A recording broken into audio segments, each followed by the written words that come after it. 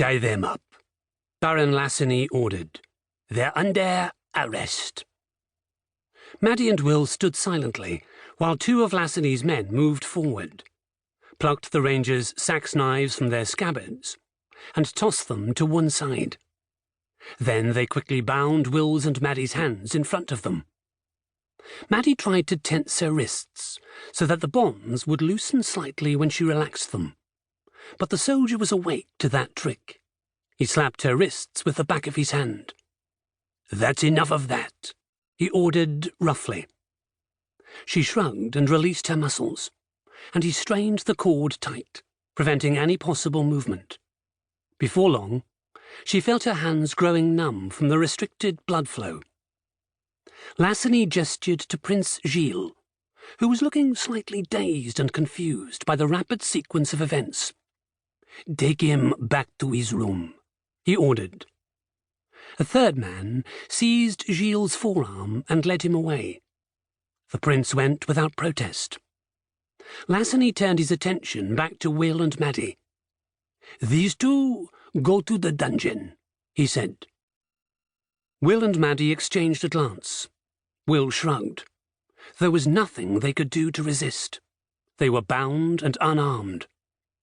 The men who had tied their hands now drew their daggers and stepped behind the two rangers. Lassigny, seeing they were offering no resistance, sheathed his sword and pointed toward the stairs. "Get moving," he ordered. Will hesitated for a second and felt the sharp point of a dagger pressing into his back. He took the hint and began to move toward the staircase, Maddie beside him, and the two men-at-arms following close behind. Lassigny and the other three soldiers followed a few meters back. They went down the stairs, passing the guard-room level with the castle's battlements, where several yawning guards peered curiously at the little procession. Reaching ground level, they exited into the bailey. The prisoners hesitated, not sure which way they were meant to be heading. Another prod with the dagger directed them to the keep. "You could have just told me," Will protested mildly. The dagger was sharp, and the prodding was none too gentle. "Shut up," he was told.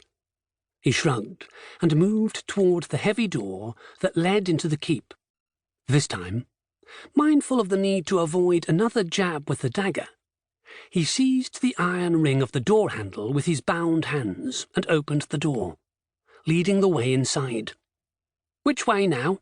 he asked as they entered the keep. "Down," the guard told him, gesturing toward the stairs in the center of the vast hall. Will headed toward them, but a word from Lassigny stopped him as he reached the head of the stairs. "Put them in the eastern cells," the Baron said.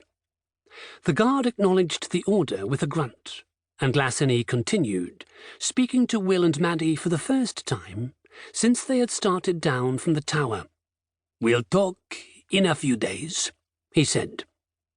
"Do we have anything to talk about?" Will asked.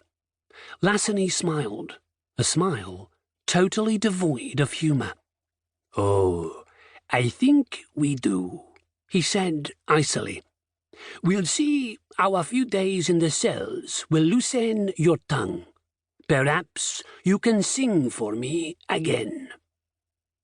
He turned away and mounted the stairs that led to the higher levels of the keep, heading for his quarters. Will felt another jab in his back.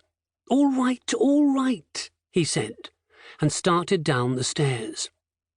His ever-present shadow went after him, with Maddie and her guard following. The other three men-at-arms continued with them, their boots clomping on the wooden stairs. One level down, the stairs changed to rough stone, and the air was noticeably cooler and damper. The stone stairs wound down for 2 more levels. Then the 2 captives were guided to the right. The walls down here were rough-hewn stone. Burning torches in wall sconces provided a dim light as they moved along a narrow, low-ceilinged passageway to where an iron gate was set in the wall.